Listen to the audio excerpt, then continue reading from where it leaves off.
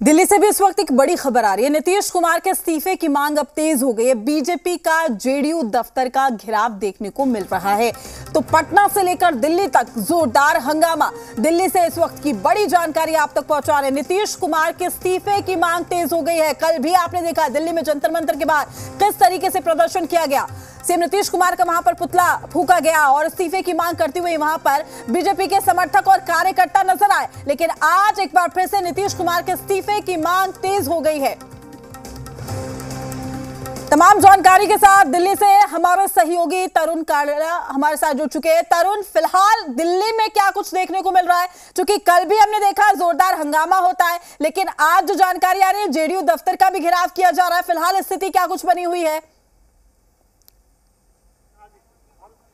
देखिए, भारी सुरक्षा बल तैनात किया गया है। मेरे पीछे ठीक आप सुरक्षा बलों की संख्या देखकर अंदाजा लगा सकते हैं कि कल का जो बीता हुआ प्रदर्शन था वो बीजेपी का इतना जोरदार था कि शाम के वक्त बीजेपी के जो कार्यकर्ता थे वो बिहार आवास के अंदर तक दाखिल हो गए थे और सुबह के वक्त दिल्ली बीजेपी के अध्यक्ष वीरेंद्र सचदेवा की अगुवाई में एक बड़ा प्रोटेस्ट रखा गया था, जिससे कि ये मांग उठाई गई थी कि बिहार सीएम को इस्तीफा देना होगा।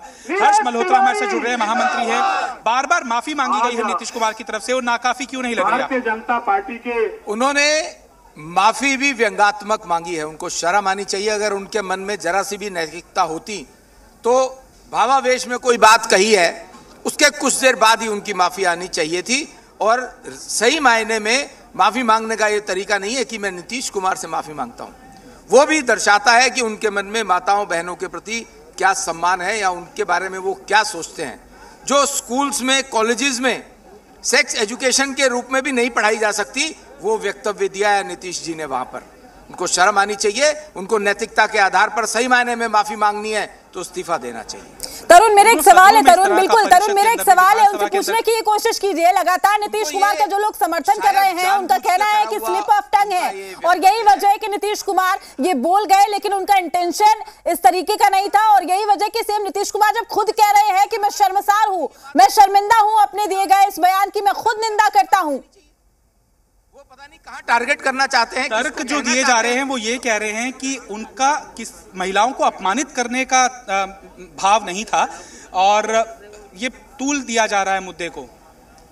मैं यहां पर खड़े हुए, चलो ये तो भारतीय जनता पार्टी के कार्यकर्ता हैं, आप समाज की किसी भी माताएं बहन बुजुर्ग से पूछ के देखिए कि नीतीश जी ने जो बात कही है कि वो उससे अपमानित कोई हो रहा है या नहीं हो रहा। और उसके बाद माफी मांगने का तरीका भी उनका समझ लीजिए। आप व्यंग्यात्मक माफी मांग रहे हैं।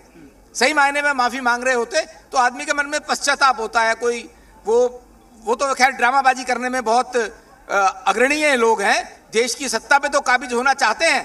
पर कंपैरिजन देखिए, एक तरफ देश के प्रधानमंत्री जी माताओं बहनों के सम्मान के लिए सम्मान घर बनवाते हैं, घर घर के अंदर शौचालय बन रहे हैं ताकि माताओं बहनों को ओपन डेफिकेशन के लिए ना जाना पड़े।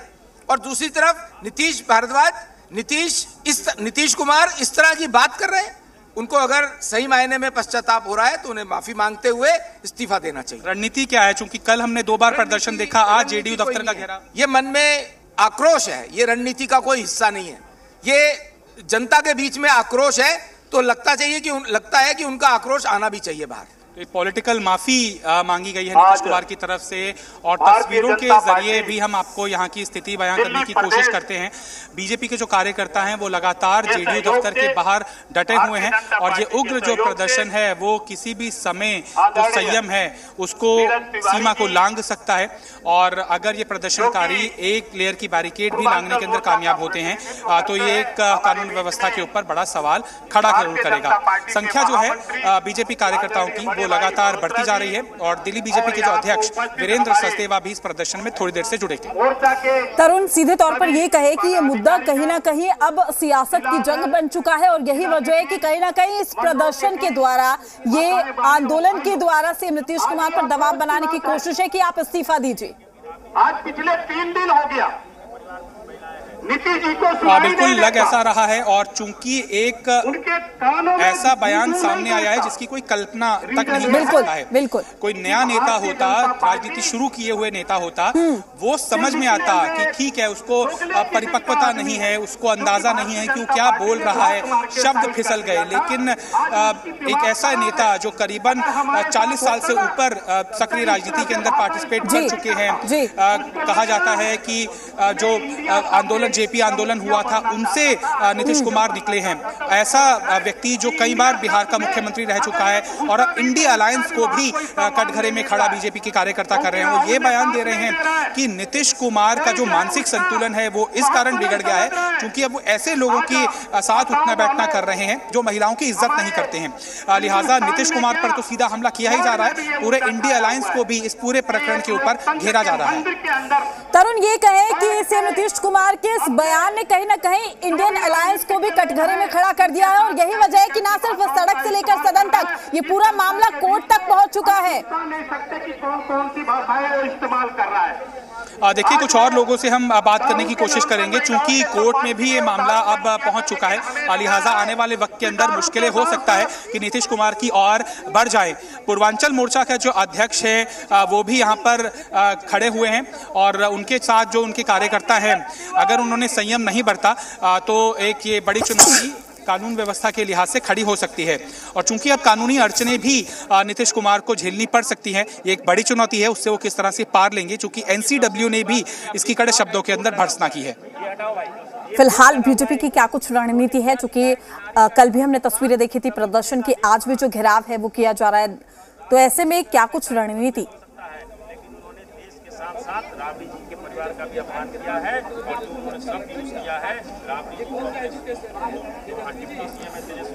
तरुण, क्या आप तक आवाज पहुंच पा रही है? जी, आपकी आवाज आ रही है मुझे। तरुण, फिलहाल बीजेपी की क्या कुछ रणनीति है, जो कि पटना से लेकर दिल्ली तक लगातार जो प्रदर्शन का सिलसिला है वो जारी है, लगातार सीएम नीतीश कुमार के इस्तीफे की मांग की जा रही है, आगे क्या कुछ रणनीति के साथ बीजेपी डटी हुई है? सबके सम्मान में नीतीश कुमार को अविलंब देखिए, कल बीते रोज 2 जगहों पर बीजेपी का प्रदर्शन हुआ है। एक बिहार भवन में सुबह के वक्त हुआ है और एक बिहार आवास पर प्रदर्शन हुआ है। शाम के वक्त तो जो बीजेपी के प्रदर्शनकारी थे वो बिहार आवास, जो कि चाणक्यपुरी में स्थित है, उसके गेट के अंदर तक पहुंच गए थे। और अभी जो जनता दल यूनाइटेड का दफ्तर है उसके बाहर एक पोस्टर लगा हुआ है एक कार्यकर्ता का, जो जेडीयू का ही है।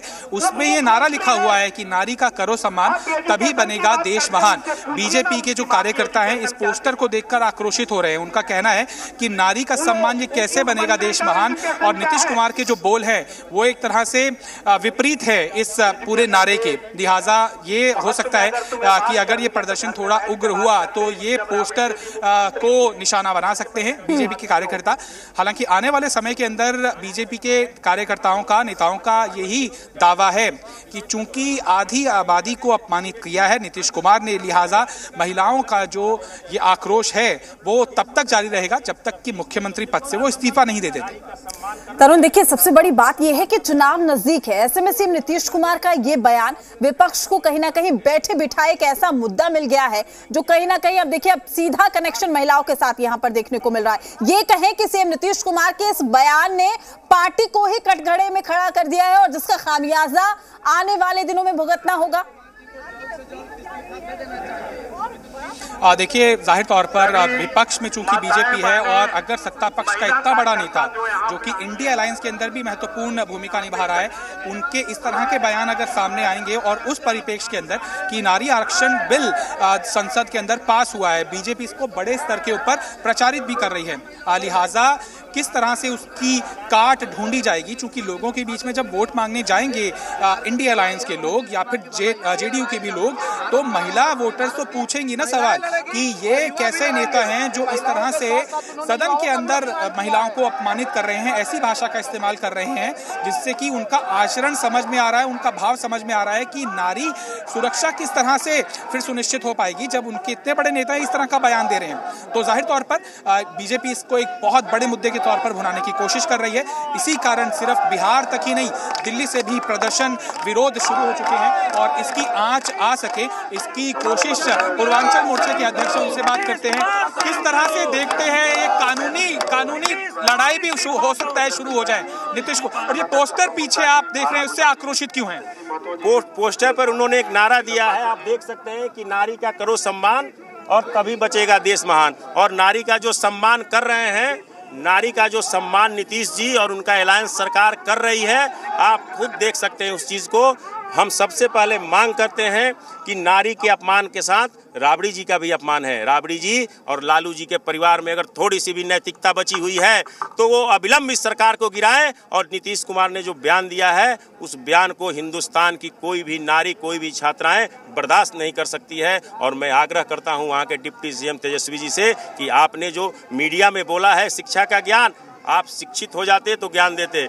यहाँ हमारे हिंदुस्तान में जो रिक्शा चलाते हैं, जो झाड़ू पोछा लगाते हैं, उनके भी बाल बच्चे पढ़ते हैं। और आपके माता पिता दोनों मुख्यमंत्री रहे, आप मैट्रिक भी पास नहीं किए। आप तो बिहार से बाहर भी रहे हैं, सुने हैं क्रिकेट भी खेले हैं। क्या यही शब्द का उपयोग होना चाहिए? और अविलंब अगर तेजस्वी जी सरकार नहीं गिराते हैं तो उनकी मिली भगत है और नारियों के अपमान करने में तेजस्वी परिवार का भी हाथ है। इसलिए अविलंब सरकार राष्ट्रपति जी को बर्खास्त करना चाहिए। इंडिया अलायंस का कोई भी घटक दल उतनी उग्रता के साथ इसका विरोध नहीं कर रहा है। इंडिया गठबंधन जो है वो भ्रष्टाचार का एक गठबंधन है जो पूरे राष्ट्र को लूटने का साजिश चल रहा है। और आप समझ लीजिए, मुंह में राम बगल में छुरी, इनके सारे नेता नारियों का सम्मान नहीं करते हैं, केवल जबान से बोलते हैं। और नारी का अपमान करने में इन लोगों को महारत प्राप्त है। किसी भी नेता का नाम उठा के देख लीजिए, सब आरोपी हैं किसी न किसी आरोप में।